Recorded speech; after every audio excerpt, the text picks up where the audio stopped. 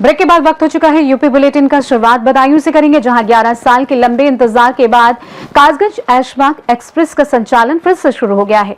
वहीं बलिया में पूर्व मंत्री आनंद स्वरूप शुक्ल ने 2027 विधानसभा चुनाव को लेकर बड़ा राजनीतिक ऐलान करते हुए इस बार बलिया नगर विधानसभा सीट से चुनाव लड़ने की घोषणा की है।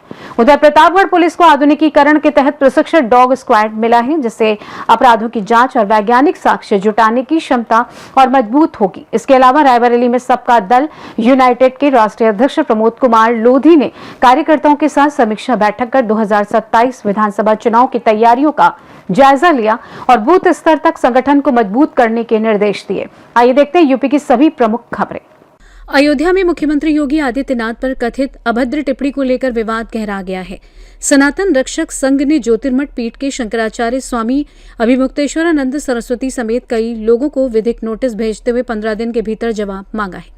सनातन रक्षक संघ के राष्ट्रीय अध्यक्ष मुकुंद माधव त्रिपाठी ने मुख्यमंत्री योगी आदित्यनाथ पर कथित अभद्र टिप्पणी पर कड़ी आपत्ति जताई है। संघ की ओर से विधि प्रकोष्ठ के जिलाध्यक्ष एवं वरिष्ठ अधिवक्ता अजय कुमार त्रिपाठी के माध्यम से ज्योतिर्मठ पीठ की शंकराचार्य स्वामी अभिमुक्तेश्वरानंद सरस्वती सहित मामले से जुड़े अन्य व्यक्तियों को विधिक नोटिस भेजा गया है। नोटिस में 15 दिन के भीतर जवाब देने को कहा गया है। संगठन का कहना है कि यदि संतोषजनक जवाब नहीं मिला तो मानहानि का मुकदमा दायर किया जाएगा। नोटिस में मुख्यमंत्री पर की गई कथित टिप्पणी को अमर्यादित बताते हुए स्पष्टीकरण की मांग की गई। इस घटनाक्रम के बाद अयोध्या के धार्मिक और राजनीतिक हलकों में चर्चा तेज हो गई है। कॉन्फ्रेंस है कि कुछ दिन पहले समाजवादी पार्टी के एक प्रवक्ता हैं राजकुमार भाटी, उन्होंने ब्राह्मण समाज का अपमान किया। ब्राह्मणों को उन्होंने वेश्या से तुलना की। उसके बाद भी नहीं रुके, वो जाट गुजरों की महिलाओं के लिए कहने लगे कि जाट गुजर की महिलाएं जो है कई पति रखती हैं। पहली बात तो भारतीय सभ्यता के अनुसार भारतीय संस्कृति में एक स्त्री को पतिव्रता कहा गया है। वो क्या करती क्या नहीं करती हमें उससे नहीं मतलब है, लेकिन अगर समाज में आप ये कह रहे हैं कि एक महिला जो है 5-5 पति रखती है तो ये अशोभनीय है, महिलाओं का अपमान है। दूसरा, ज्योतिष पीठ के फर्जी शंकराचार्य जिनको सुप्रीम कोर्ट ने अभी तक रोक लगा रखा है, उनके गुरु भी शंकराचार्य नहीं थे ज्योतिष पीठ के, और अभिमुक्तेश्वरानंद स्वयं भी ज्योतिष पीठ के शंकराचार्य नहीं थे। ज्योतिष पीठ के शंकराचार्य समाजवादी पार्टी से प्रभावित होकर गोविष्ट कार्यक्रम कर रहे हैं, जो एक नौटंकी है। केवल राजनीतिक लाभ लेने के लिए यह कार्य किया जा रहा है। उन्होंने परम पूज्य योगी आदित्यनाथ जी को, जो उत्तर प्रदेश के मुख्यमंत्री हैं और गोरक्षपीठ के महंत हैं, मुख्यमंत्री बाद में है, पहले वो गोरक्षपीठ के महंत हैं। अयोध्या से लेकर पूर्वांचल पूरा गोरक्षपीठ के अंतर्गत क्षेत्र में आता है। उन्होंने कहा कि योगी आदित्यनाथ मीट के सबसे बड़े व्यवसायी हैं। और फिर दूसरा इतना ही बोला था कि उत्तर प्रदेश का मुख्यमंत्री मीट का चाहते हैं कि हमें सनातन धर्म संस्था की तरफ से अपना लीगल एडवाइजर नियुक्त किया गया है और हमें माननीय अध्यक्ष जी ने, राजकुमार भाटी ने, जो हिंदू धर्म व हिंदुओं को लड़ाने के लिए और उन लोगों में एक मतभेद पैदा करने के लिए ब्राह्मणों को एक वैश्या जैसे शब्दों का प्रयोग कर रहे हैं, जिससे हिंदुओं में एक दूसरे के प्रति घृणा पैदा हो और ब्राह्मण को एक अपमानित करने के लिए, जो ब्राह्मण समाज हिंदू धर्म का एक स्तंभ भी माना जाता है, डायरेक्टली इनडायरेक्टली टारगेट किया जा रहा है। उन्हें वैश्या जैसे शब्दों को अपमानित किया जा रहा है। हमने इसी का एक विधिक नोटिस हमने कल की डेट में दिया है रजिस्ट्री के माध्यम से कि आप 15 दिन के अंदर समस्त ब्राह्मण समाज से आप माफ़ी मांगें, वरना हम आपके खिलाफ सक्षम न्यायालय में वाद दाखिल करेंगे। और अभिमुक्तेश्वरानंद जी, जो अपने आप को संत कहते हैं और अपने आप को हिंदू धर्म के सबसे उच्च पद के लिए कहते हैं कि हम इनके द्वारा एक दूसरे संत को, जबकि एक संत कभी दूसरे संत का अपमान नहीं कर सकता है। इससे तो स्पष्ट है कि स्वामी अभिमुक्तेश्वरानंद वो संत नहीं है, क्योंकि अगर इतनी घृणा अगर किसी संत में भरा है तो संत नहीं हो सकता। आप ये कह रहे हैं कि योगी जी जो एक संत हैं वो एक मांस के व्यापारी हैं और हर मांस में उनका 50% शेयर है, जिसका वीडियो हम लोगों को हमारे माननीय अध्यक्ष जी के द्वारा हमें प्राप्त हुआ है। हमने उसका एक विधिक नोटिस भेजा है और उनके द्वारा भी हमारे द्वारा कहा गया कि आप नोटिस पाने के अंदर 15 दिन के अंदर आप इसको समस्त साक्ष्य हमको उपलब्ध करावें, वरना हम आपके खिलाफ सक्षम न्यायालय में बात दाखिल करेंगे। अब मुक्तेश्वरानंद मौलाना, जिसने परम पूज्य योगी आदित्यनाथ जी महाराज को अपने गौवेष्ट कार्यक्रम के दौरान कहा था कि योगी आदित्यनाथ मीट के सबसे बड़े व्यवसायी हैं। दूसरा उसने बोला कि योगी आदित्यनाथ कसाई हैं। तीसरा उसका ही बयान था कि योगी आदित्यनाथ औरंगजेब हुमायूं हैं। तो मैं एक ही बात कहना चाहता हूँ, अभी मुक्तेश्वरानंद ने जिस तरह की भाषा का प्रयोग गोरक्ष पीठाधीश्वर हिंदू हृदय सम्राट परम पूज्य योगी आदित्यनाथ जी की महाराज के लिए किया है, हम उसको कतई बर्दाश्त नहीं कर सकते हैं। इस कारणवश हम रोष में और गुस्से से हमें हमारा मन दुखी हुआ। हमने जो है अपने वकील को बुलाकर राजेश कुमार त्रिपाठी जी को उनको विधिक नोटिस दिया है। अगर 15 दिन में वो जवाब नहीं देते तो उनके ऊपर विधिक कार्रवाई अयोध्या धाम से, न्यायालय से, हम गुजरात से और राजस्थान से उनके ऊपर मुकदमा करेंगे। अच्छा, आपने क्यों दिया है उनको नोटिस और नोटिस में क्या लिखा गया? देखिए, नोटिस में ये लिखा गया है कि आपने कहा है कि योगी आदित्यनाथ जी महाराज जो है मीट के सबसे बड़े व्यवसायी हैं। दूसरा, वो 50% का हिस्सा लेते हैं। अगर उनके पास कोई साक्ष्य हो तो 15 दिनों के अंदर प्रस्तुत करें, अन्यथा हम उनके ऊपर विधिक कार्रवाई करेंगे। दूसरा, नोटिस एक और दी गई है राजकुमार भाटी के नाम पर। उसने कहा था कि ब्राह्मण जो है वेश्या के समान है और जाट गुजरों की पत्नी जो है 5-5 आदमी रखती है। तो इस तरह की भाषा जो है वो सनातन का अपमान करती है, इसलिए हमने दिया है। तीसरे 2 लोगों के ऊपर और कार्रवाई हुई है, जिसको हम अभी ओपन नहीं कर रहे हैं। जिन लोगों ने कहा था कि जो है 1200 सिलाएँ गायब हो गई हैं, चंपत राय जी समलैंगिक हैं, अन्य कई जो है उन्होंने अयोध्या की गरिमा को ठेस पहुंचाने का कार्य किया। उन्होंने कहा अयोध्या में ऐसे होटल चल रहे हैं जो कि 1 घंटे का जो है 1-1 हज़ार रुपये ले रहे हैं। तो इस तरह का कपोल गाल बातें जो कर रहे हैं लोग, अयोध्या की छवि को धूमिल कर रहे हैं। अयोध्या के संतों के बारे में उन्होंने कहा था कि जो है आगे पेट निकाल के पीछे पिछवाड़ा निकाल के बात करते हैं, राम मंदिर के लिए नहीं बोलते हैं। तो पहली बात आप बोल रहे हो, आप जो है सनातन विरोधी होके बोल रहे हो, आप राम मंदिर को जो है बदनाम करने के लिए बोल रहे हो, लेकिन क्या पूरा संत समाज राम मंदिर को बदनाम करने के लिए आपके कार्य में जुट जाए? ऐसा कैसे संभव होगा? अच्छा, लेकिन कुछ दिन पहले आपने भी एक प्रेस कॉन्फ्रेंस किया, उसमें आपने कहा अगर राम मंदिर में चोरी पाई गई तो हम संन्यास ले लेंगे। हाँ, तो कहाँ अभी साबित हो गया? ट्रस्टी कौन सा चोरी में साबित हो गया? अभी SIT रिपोर्ट आ रही है। ट्रस्टी में अगर कोई साबित हुआ हो, जो जेल चला गया हो, तो हम भंग कर देंगे। लेकिन ऐसा नहीं, जिनके ऊपर लोग कह रहे थे चंपत राय के ऊपर, चंपत राय को तो SIT ने निर्दोष दिया। अच्छा, आपके पास क्लीन चिट आ गई है? ऐसा नहीं है, अभी हमें जो सुनने में आया उसके हिसाब से उनको जेल तो भेजा नहीं गया। जब जेल भेज दिया जाएगा तो आ जाइएगा। हम फिर ट्रस्ट से क्यों उनको निकाला गया? ट्रस्ट से इस्तीफा दिया नैतिक आधार पर। कल्याण सिंह ने भी जो है नैतिक आधार पर इस्तीफा दिया था। धर्मेंद्र प्रधान ने नैतिक आधार पर इस्तीफा दे दिया है। तो क्या सब दोषी हैं? सब दोषी नहीं है। जिस दिन दोष सिद्ध हो जाएगा, फिर कह रहा हूँ, जिस दिन चंपत राय जी के ऊपर और समस्त ट्रस्ट के ऊपर जो है दोष सिद्ध हो जाएगा, उस दिन सनातन रक्षक संघ भंग कर दूंगा। मुझे चंदा नहीं वसूलना। अयोध्या से सी न्यूज संवाददाता राहुल पांडे की रिपोर्ट। 11 साल के लंबे इंतजार के बाद बदायूं और आसपास के लाखों लोगों को बड़ी रेल सौगात मिली है। केंद्रीय राज्य मंत्री BL वर्मा ने उझानी रेलवे स्टेशन से कासगंज ऐशबाग एक्सप्रेस को हरी झंडी दिखाकर रवाना किया। इस ट्रेन के दोबारा संचालन से बदायूं, उझानी और कासगंज के लोगों को लखनऊ तक सीधी रेल सुविधा मिल गई है। छात्रों, व्यापारियों, किसानों, मरीजों और नौकरीपेशा लोगों के लिए ये सेवा काफी राहत लेकर आई है। रविवार को उझानी रेलवे स्टेशन पर ऐतिहासिक पल देखने को मिला जब केंद्रीय राज्य मंत्री BL वर्मा ने 11 साल बाद दोबारा शुरू हुई कासगंज ऐशबाग एक्सप्रेस को हरी झंडी दिखाकर रवाना किया। ट्रेन के स्टेशन से निकलते ही यात्रियों और स्थानीय लोगों में खुशी की लहर दौड़ गई। वर्ष 2015 में अमान परिवर्तन के दौरान ये रेल सेवा बंद हो गई थी, जिसके बाद बदायूं और कासगंज क्षेत्र की राजधानी लखनऊ से सीधी रेल कनेक्टिविटी खत्म हो गई थी। केंद्रीय मंत्री BL वर्मा ने कहा कि ये ट्रेन केवल रेल सेवा नहीं बल्कि क्षेत्र के विकास का नया माध्यम है। उन्होंने कहा कि इससे विद्यार्थियों, व्यापारियों, किसानों, नौकरीपेशा लोगों और मरीजों को राजधानी तक तेज, सुरक्षित और सुविधाजनक यात्रा का लाभ मिलेगा। इस अवसर पर सदर विधायक महेश चंद्र गुप्ता, बिलसी विधायक हरीश शाक्य, रेलवे अधिकारी, भाजपा पदाधिकारी और बड़ी संख्या में स्थानीय लोग मौजूद रहे। ट्रेन को रवाना करने के बाद केंद्रीय मंत्री ने स्वयं भी ट्रेन में यात्रा की। जी भैया, आज आपने रेल का शुभारंभ किया है और इससे पहले भी लखनऊ की ट्रेन, अब उसके बाद क्या नाम है आपके, पहले दिल्ली की ट्रेन, उसके बाद लखनऊ की ट्रेन, कैसे देखते हैं बदायूं की विकास को, इससे क्या लाभ होगा? देखिए, बहुत बदायूं की जनता की पुरानी मांग थी, तो बदायूं से सीधी दिल्ली को ट्रेन, बदायूं से सीधी लखनऊ को ट्रेन, और देश आज़ाद होने के बाद हर लोकसभा के चुनाव में ये डिमांड उठती थी। मैं धन्यवाद देना चाहता हूँ अपने रेल मंत्री जी आदरणीय अश्विनी वैष्णव जी को और आदरणीय प्रधानमंत्री जी को, जिनके आशीर्वाद से ये दोनों ट्रेन की सौगात हमको मिली।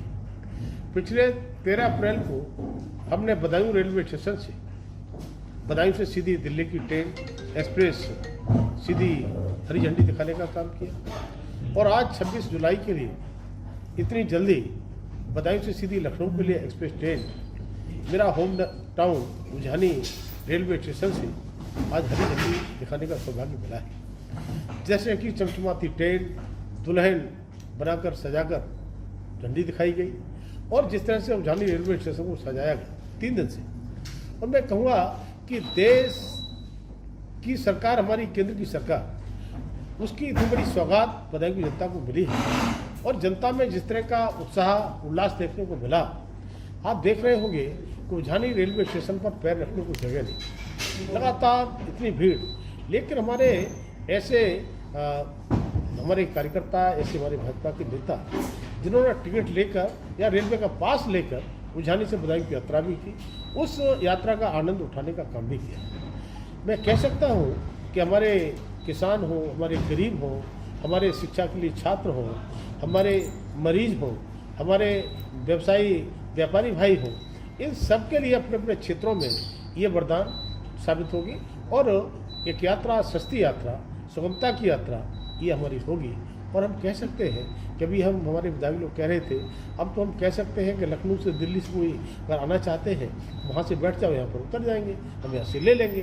तो अब तो ना हमारे बच्चों को परेशानी होगी, ना हमारे मरीजों को परेशानी होगी, ना गरीबों को, ना किसानों के लिए।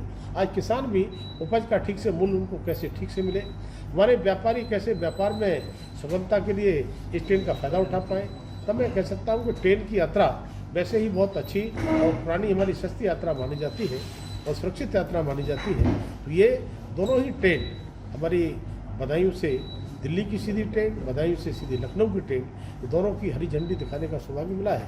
और हमारे कहा जाता है कि दृढ़ इच्छा शक्ति, जिस तरह की मैंने प्रधानमंत्री मोदी की जो विचार कर लेते हैं उसे पूरा करते हैं, उन्हीं से हमने सीखा है। और आते आते जैसे ही मैं पहली बार मंत्री बना था, मैंने बदायूं की जनता को ये विश्वास दिलाया था कि अपने कार्यकाल में ही ये दोनों ट्रेन चलाने का काम करूँगा। पहले भले ही हमारे 5-5 बार एक कोई सांसद रहे हों, 2 बार सांसद रहे हों, लेकिन उनकी दृढ़ इच्छा शक्ति इसलिए नहीं थी, उनको बदायूं की माटी से प्यार नहीं था। बदायूं की माटी में न वो जन्मे थे, न पले थे, न बड़े थे। क्योंकि मैं तो, मेरी जन्मभूमि बदायूं है, मेरी कर्मभूमि बदायूं है, बदायूं की माटी में ही जन्मा हूँ, पला हूँ, बड़ा हूँ, इसलिए बदायूं की माटी से मुझे प्यार था। और अपने भारतीय जनता पार्टी और एनडीए के हमारे सभी साथी, उनके सहयोग से मैं राजनीति करता हूँ। और मैं कह सकता हूँ मेरे पार्टी के चाहे नेता हों, चाहे मेरे विधायक हों, जिला पंचायत के अध्यक्ष हों, सभी के साथ मिलकर के हम ये काम करते हैं। और विकास के लिए बदायूं में जिस तरह से नई नई गाथाएँ लिखी गई, चाहे वो गंगा एक्सप्रेस में हो, वो हम देखते हैं कि माननीय हमारी योगी सरकार, मोदी सरकार की बड़ी सौगात। आज दिल्ली से एनसीआर के बीच में सेंट्रल पॉइंट हमारा बदायूं बन गया है, मिड पॉइंट है, और यहाँ पर 3 हमारे एग्जिट पॉइंट है। तब मैं कहूँगा कि आज न दिल्ली दूर है, न लखनऊ दूर है, न ट्रेन से दूर है, न कार से दूर है, और साथ ही हमारी मथुरा से बरेली का जो हाईवे का निर्माण लगातार तेज़ी के साथ चल रहा है। और साथ ही साथ हमने उझानी में रिंग रोड और बदायूं में दोनों तरफ से बाईपास, ये एक बाईपास हमारा तामरपुर बनना है और दूसरे बाईपास की डीपीआर बनने का काम चालू है, और जल्दी ही वो भी हमको देखने को मिलेगा। तो मैं कहूँगा कि बदायूं कभी पिछड़े जिलों तो गिना जाता था, आज बदायूं पिछड़े जिलों में नहीं, आज बदायूं अग्रणी जिलों में है। और आने वाले समय में जिस तरह का बदायूं का विकास हो रहा है, बदायूं उत्तर प्रदेश के अग्रणी जिलों में गिना जाएगा, ऐसा मेरा विश्वास। आज मन की बात कार्यक्रम प्रधानमंत्री जी का था, आपने भी तमाम कार्यकर्ताओं के साथ मन की बात सुनी, क्या प्रधानमंत्री जी के द्वारा संदेश दिया गया? देखिए, हमारे प्रधानमंत्री जी हर महीने के आखिरी इतवार के मन की बात का कार्यक्रम करते हैं। अब क्योंकि मेरा 12 बजे रेलवे की जो है रेल की हरी झंडी भी दिखानी थी।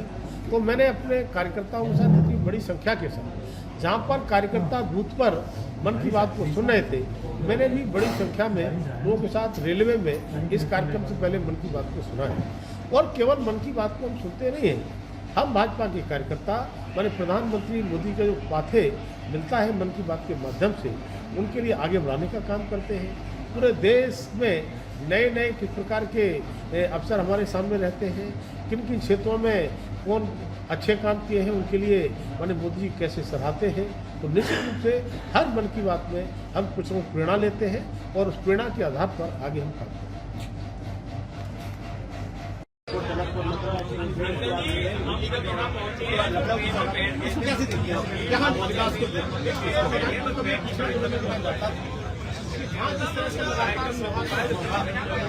कहा जाता है जब जनप्रतिनिधियों की कुछ करने की इच्छा होती है तो निश्चित रूप से उनको सफलता मिलती है। पहले न जाने हमारे कितने सांसद रहे होंगे,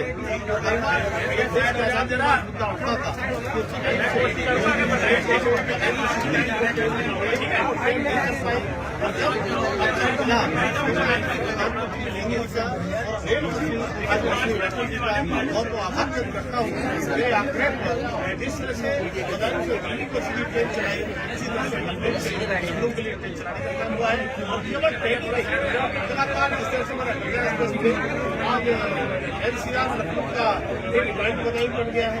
जिस तरह से मथुरा दिल्ली हाईवे जारी मेरा होम टाउन है, इस तरह से बाईपास है अब बदायूं के लिए भी रिंग रोड से जुड़ने जा रहे हैं। इस तरह से लगातार बदायूं की घटना में कभी सपने में भी नहीं सोचा होगा कि इतनी सौगात विकास की मिल सकती है। लगता है इसी सरकार और इसी सरकार ऐसी सरकारें हैं तो अपने दिन में लगातार देश को समर्पित करती हैं। बदायूं के लिए विशेष बातें करती हैं। तो पहले ट्रेन चलाई थी तो टिकट यात्रा मेरे साथियों की आज भी टिकट के पास लेकर टिकट लेकर अपनी यात्रा कर रहे हैं। इसलिए कोई भी हमारा भाजपा का कार्यकर्ता, भाजपा के नेता और हमारे विधायक माने वैसे पिता जी बैठे हैं।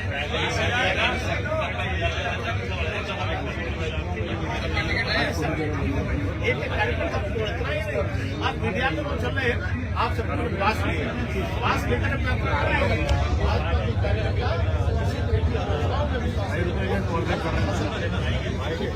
आ जाओ भी, हम लोग आ जाओ, आ जाओ। बदायूं से सी न्यूज संवाददाता प्रताप ठाकुर की रिपोर्ट।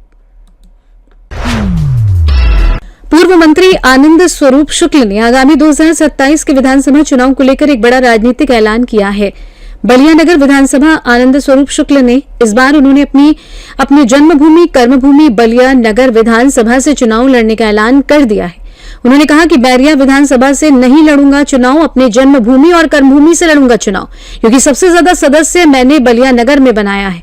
बलिया नगर विधानसभा क्षेत्र के बहादुर गांव में आयोजित एक विशाल कार्यकर्ता सम्मेलन के दौरान पूर्व मंत्री ने स्पष्ट शब्दों में कहा कि वे इस बार बैरिया विधानसभा से नहीं बल्कि बलिया नगर विधानसभा सीट से चुनाव लड़ेंगे।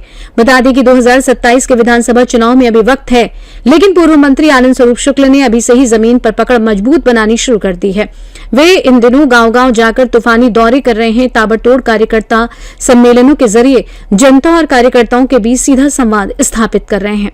नहीं, मैं बलिया नगर का ही विधायक रहा 17 से 22 तक, और फिर 22 से 15 दिन चुनाव लड़ने का जो पार्टी का आदेश हुआ मैं चुनाव लड़ने गया। लेकिन चुनाव के उपरांत मैंने पार्टी के प्रदेश नेतृत्व को, केंद्रीय नेतृत्व को, सभी को ये अनुरोध कर दिया कि मैं आगे बैरिया विधानसभा क्षेत्र में कोई कार्य करने नहीं जाऊंगा, क्योंकि वहां पर अनेक हमारे योग्य कार्यकर्ता हैं, स्थानीय है, और मेरा ऐसा मानना है कि जननी जन्मभूमि से स्वर्गादपि गरीयसी, बलिया नगर मेरी जन्मभूमि है, कर्मभूमि है, मैं यहीं पर कार्य करूंगा। आगे मुझे पार्टी से मैंने यही कहा, और जब सदस्यता अभियान चला तो भी मैंने बलिया नगर में सर्वाधिक 15,551 सदस्य बनाए, और निरंतर मैं यहाँ पर अपना कार्यक्रम करता हूँ। आप लोगों ने देखा होगा 6 मार्च को एक बहुत विशाल होली मिलन समारोह सतीश कॉलेज के मैदान में आयोजित किया गया था। वो अभी यहाँ के लोगों का प्रेम का एक प्रस्फुटीकरण था, और यह भी जो कार्यक्रम हमारा चल रहा है, लोगों का प्रेम, लोगों का सहयोग हमें मिल रहा है। तो हम लोग तो पार्टी की मजबूती के लिए कार्य करते हैं, फिर से पार्टी का विधायक बने, फिर से पार्टी की सरकार बने, यही हमारा हेतु है। उसमें व्यक्तिगत कोई आकांक्षा नहीं है। चाहने वाले अगर चाह रहे हैं ऐसा तो मेरे लिए सौभाग्य की बात है। उनके चाहत से, उनके आशीर्वाद से, उनके प्रेम से जरूर ऐसा अवसर मिल सकता है। मुख्यमंत्री जी, अभी यहाँ पे किस तरह का कार्यक्रम का आयोजन किया गया था और क्या करेंगे? हम सभी बलिया नगर विधानसभा क्षेत्र के कार्यकर्ता गण को विभिन्न गांव समूहों में आज लगभग 16 गांव के अपने भारतीय जनता पार्टी के कार्यकर्ता गण, शुभचिंतक गण को यहाँ आमंत्रित किया गया था। कार्यकर्ता मिलन, जन संवाद एवं सहभोज का यह कार्यक्रम हमारा निरंतर चल रहा है। आज हमारा यह चौथा कार्यक्रम है जिसमें सैकड़ों कार्यकर्ता आकर के अपनी सहभागिता करते हैं और अपने मन के विचारों को रखते हैं। हम लोग आपस में संवाद करते हैं और 2027 में फिर से बलिया नगर में भारतीय जनता पार्टी का विधायक हो, निर्वाचित हो और एक बार फिर प्रदेश में योगी आदित्यनाथ जी के नेतृत्व में प्रचंड बहुमत की सरकार बने, इसका हम सभी संकल्प है।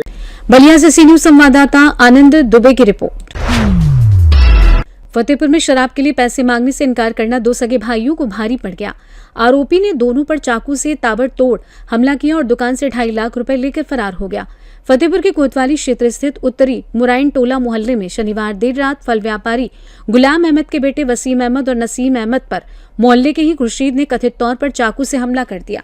आरोपी के पहले उसने शराब पीने के लिए पैसे मांगे, इनकार करने पर गाली गलौज कर चला गया और कुछ देर बाद चाकू लेकर लौट आया। हमले में वसीम की पसली में कई वार किए गए जबकि नसीम की कमर और पीठ पर गंभीर चोटें आई हैं। आरोप है कि हमला करने के बाद आरोपी दुकान में रखे बैग से 2.5 लाख लेकर फरार हो गया। दोनों घायलों का जिला अस्पताल में इलाज चल रहा है। पुलिस ने आरोपी के खिलाफ लूट और हत्या के प्रयास का मुकदमा दर्ज कर उसकी तलाश शुरू कर दी है। सीसीटीवी फुटेज के आधार पर जांच जारी है। आपकी दुकान पर हमला हुआ है, आप दोनों भाई गंभीर रूप से घायल हुए हैं, क्या था पूरा मामला और किस चीज़ से हमला किया गया आपसे? अरे भाई, चाकू से हम दोनों भाई बैठे हुए थे, हमारा भांजा था, हम लोग 3 आदमी बैठे हुए थे। अब गाड़ी से तुरंत उतरा है, बस चाकू लेके बस तेज दनादन चालू कर दिया। हम लोग जान बचा के भैया भागे सीधा चौकी बच बचा के भाग के इधर आ गए। किस चीज़ से मारा? और चाकू से मारा है भाई। ये घटना करने के पीछे वजह क्या रही? भाई इसकी वजह तो हम बता ना पाएंगे, इसलिए हम तो ज़्यादा रहते नहीं यहाँ, बाहर ही रहते। ये भाई थे यहाँ, मतलब बस यही है कि बस पैसा, भाई दारू बहुत पिया था। भाई बता रहे हैं कि ये दारू के लिए पैसा अक्सर मांगता था। पैसे थे नहीं तो पैसा बैग छीना है, बैग छीन के भाग गया और चाकू मारा, बैग छीन के भाग गया। हम लोग अपना जान बचा के हम लोग भाग गए। उसमें कितना रुपए रहा होगा लगभग? तो लमसम 2.5-3 लाख समथिंग ऐसे ही रहा होगा। क्या बिजनेस करते हैं आप? केला पपीता फल का ये बिजनेस है। न थोक व्यापारी हैं आप? तो क्या माना जाए कि ये हफ्ता वसूली के लिए घटना की गई? अब जब ये समझ लो, यही समझो आप, और क्या भाई नहीं है तो फिर ये लोग मारकूट करते हैं भाई। क्या नाम है आपका? हमारा नाम वसीम अहमद। क्या मामला हुआ है? मामला क्या हो भाई, बस हम लोग बैठे हुए थे, आगे दारू पी के आया था भाई, बस आगे चाकू से बस गोद दिया। और वो तो रोज पी के आता है भाई, उनको पैसा चाहिए दारू पीने के लिए। कौन है? नाम है खुशी, मुराइन टोला के रहने वाले हैं। और हम दोनों भाई, हमारा भांजा था, हम लोग बैठे हुए थे 3-4 आदमी वहीं पे। कहाँ पे? डॉक्टर हबीब मेडिकल स्टोर है, उसके नीचे आम की मंडी है। तो वो पैसा मांग रहा था दारू पीने का, और किससे? भाई से। और ना देने पर गाली गुप्तारी किया, इसके बाद चाकू से आके बस वार कर दिया। पैसा क्यों मांगा? हमारे दारू पीने के लिए। हाँ, जानलेवा हमला कर दिया। क्या नाम है आपका? हमारा नाम वसीम अहमद है। किस चीज़ से मारा आपको? चाकू से। क्या लोग थे वो लोग? अकेले थे। फतेहपुर से सी न्यूज संवाददाता शारिफ कमर की रिपोर्ट। प्रतापगढ़ पुलिस आधुनिकीकरण के तहत प्रतापगढ़ पुलिस को शनिवार को एक प्रशिक्षित डॉग स्क्वाड उपलब्ध कराया गया। डॉग स्क्वाड मुख्यालय से मिले इस विशेष दल का पुलिस अधीक्षक दीपक भूकर ने निरीक्षण किया और उसकी कार्य क्षमता, प्रशिक्षण, स्वास्थ्य हैंडलिंग प्रणाली एवं उपलब्ध संसाधनों की जानकारी ली। निरीक्षण के दौरान एसपी ने संबंधित अधिकारियों को डॉग स्क्वाड के प्रभावी संचालन, समुचित रखरखाव एवं नियमित प्रशिक्षण के निर्देश दिए। उन्होंने कहा कि डॉग स्क्वाड का उपयोग अपराधों के अनावरण, घटनास्थल से वैज्ञानिक साक्ष्य जुटाने, विस्फोटक एवं संदिग्ध वस्तुओं की तलाश तथा अन्य पुलिस कार्यों में अधिकतम किया जाए ताकि अपराधों का त्वरित एवं गुणवत्तापूर्ण खुलासा सुनिश्चित हो सके। इस अवसर पर अपर पुलिस अधीक्षक, प्रतिसार निरीक्षक एवं अन्य संबंधित अधिकारी मौजूद रहे। प्रतापगढ़ से सी न्यूज संवाददाता रोहित की रिपोर्ट।